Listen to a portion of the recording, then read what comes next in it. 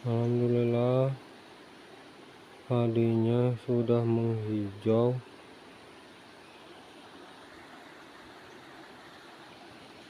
Bentar lagi kuning, nanti kalau udah kuning udah bisa dipanen.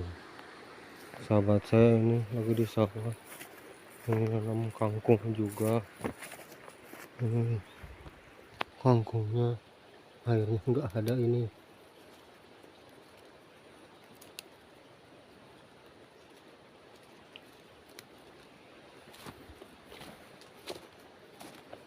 Ini saya lagi di pesawahan, lagi melihat padi.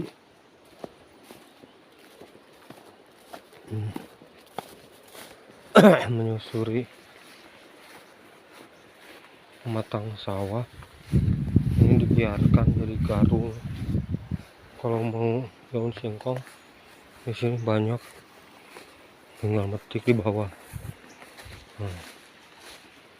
Seperti ini. Aduh, hardang.